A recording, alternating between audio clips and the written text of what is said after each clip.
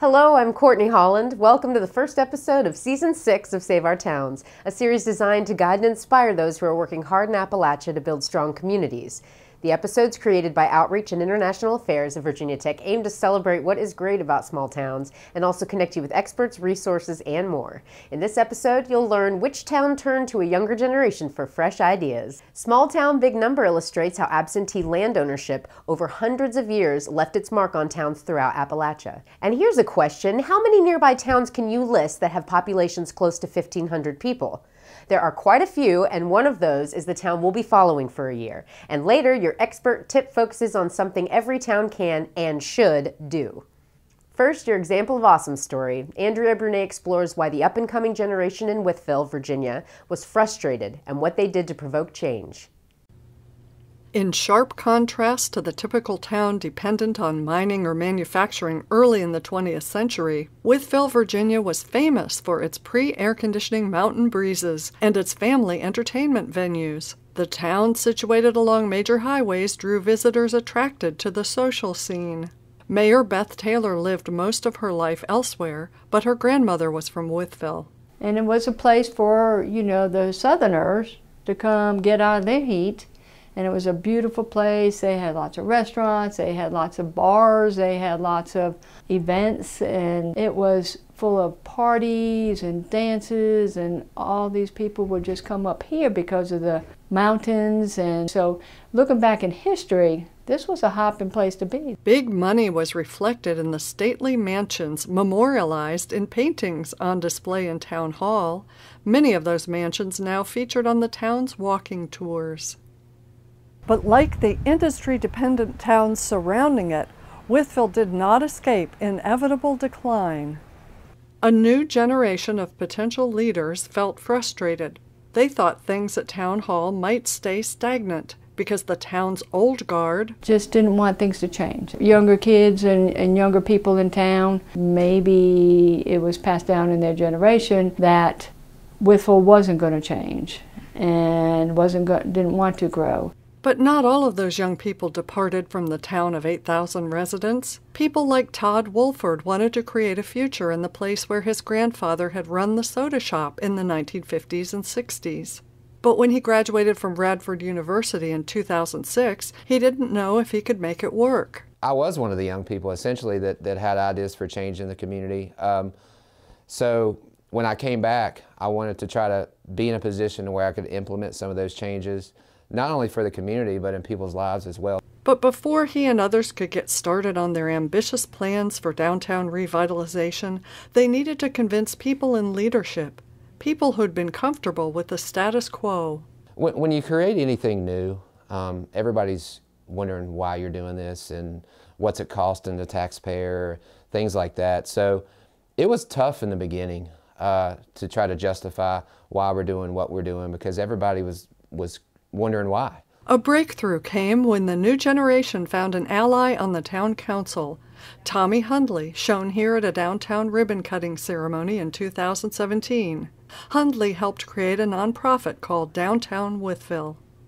So there the seed had been planted, and then it grew. An early victory was restoration of a downtown landmark, renamed the Bowling Wilson Hotel. Wytheville native Edith Wilson was second wife of President Woodrow Wilson. Historic tax credits helped the private owners with the restoration.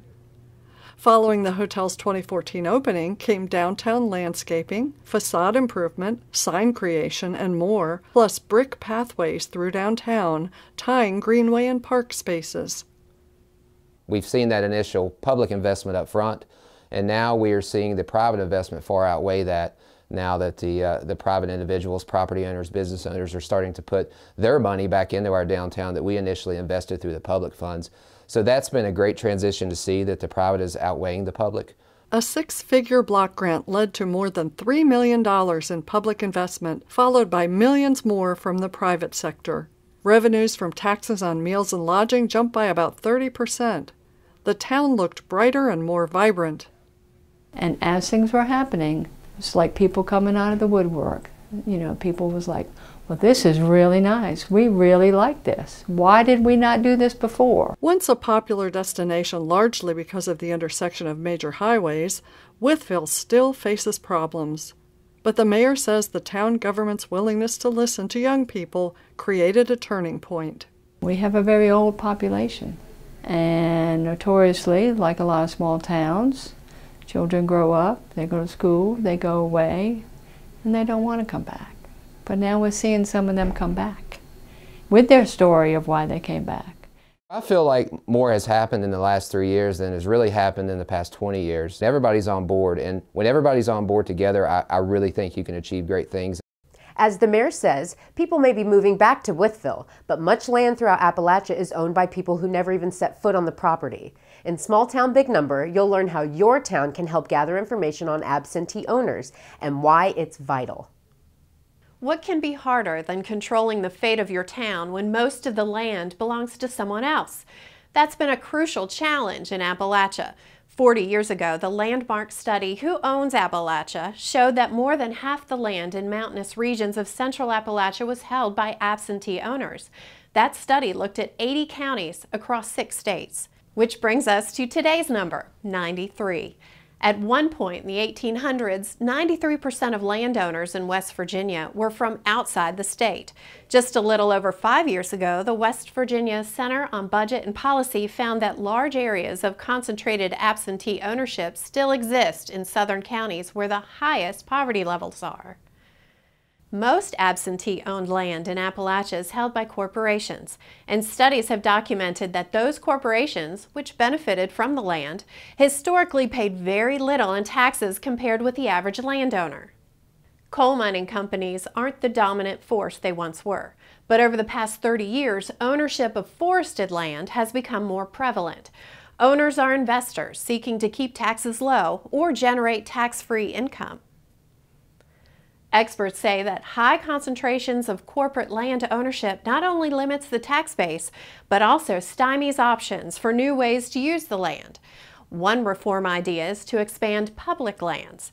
Another is to change tax policy to bring in more revenue or urge absentee owners to relinquish underdeveloped land. What are today's ownership figures? Scholars and volunteer researchers and members of community organizations have been working on an update for the past 3 years, with the University of Kentucky and Like and Knowledge, a nonprofit, spearheading the effort. Finishing the job could require $2 million, and they're hoping the National Science Foundation or private foundations will pay.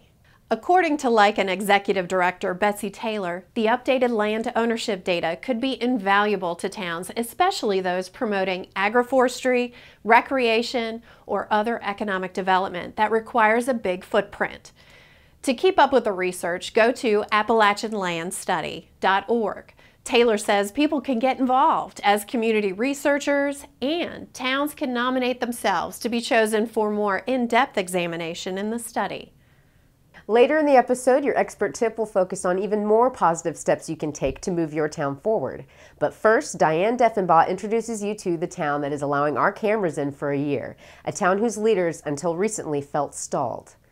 Newly elected Mayor Leanne Lloyd believes that getting early revitalization efforts back on track in the southwestern Virginia town of Glade Spring will require new enthusiasm from Town Hall. It was like we pressed pause and now we've pressed play again. She and 4 new councilmen are thinking big, hoping to reignite the development fire that went out under previous town leadership. A lot of businesses pulled out because they didn't really see the focus on town like there was before. In a town of less than 1,500 people, even small projects can have a large impact. A new mural welcomes visitors to town. Plans are in the works to open a wellness center in historic Town Square, and Lloyd is hopeful improvements soon will be made to the playground at the recreational field. Town officials are also working with Virginia Tech's Community Design Assistance Center to plan a new trailhead connecting Glade Spring to an 8-mile recreational trail. Not only do we want to connect it to Town Square, but we're hoping maybe some connection to Emory and Henry College. Lloyd hopes to encourage new businesses to open, including a brewery tasting room, a florist gift shop, a pottery painting studio, a bakery, and a wine tasting room. Anytime we hear about an opportunity, we try to take advantage of it, absolutely. Anytime we hear whispers of, well, I'd really like to open a restaurant. Then we walk over and start a conversation. Can Lloyd turn these conversations into a new era for Glade Spring? Will revitalization bring tourism and businesses to town? The challenge is being willing to roll up our sleeves and really do the work that has to happen to make all these dreams possible. Like Glade Spring's mayor, you may have dreams. At least make sure you have a vision. That's the word from Telly Tucker, here with your expert tip. Tucker is Danville's Economic Development Director and once worked for the Virginia Department of Housing and Community Development in Richmond. Before tackling your to-do list, make a key decision. I think every community can go after tourism. Everyone can do, farmers markets and downtown revitalization and industry recruitment. But every community has to decide what their thing is, what's going to be the focus for them, what makes sense for them based on the assets in the region, the history, and what the people in the region want for their community. But I do believe every community can be successful on some level, and they have to define what success is for them. You can read a transcript of the complete interview at the Save Our Towns website, where Tucker offers a wealth of other tips. One of them, be sure to check out resources available from the state. Click on the Connect with Experts tab. Later, we'll hear Wytheville's town manager answer 3 questions. But first, a reminder about Virginia Cooperative Extension. Extension agents and specialists live and work around the Commonwealth, dedicated to subjects such as land management, community leadership, and youth development. On the Save Our Towns website, click on the Extension tab. There you can learn much more. You'll find extension agents listed along with their areas of expertise and contact information. Next, for 3 questions, we return to Wytheville and a town manager who's held the job since 1984. Wayne Sutherland, town of Wytheville, town manager. I would think progressive. We've always been a progressive community. We've been fortunate to have a good economic situation through the years. We've always been very aggressive getting grants, and sometimes grants aren't worth getting. It costs as much to administer them as it does to get them. I think this new council is very focused on perfection versus just we've done well, but now they're wanting to fine-tune all of the things that we've accomplished through the years.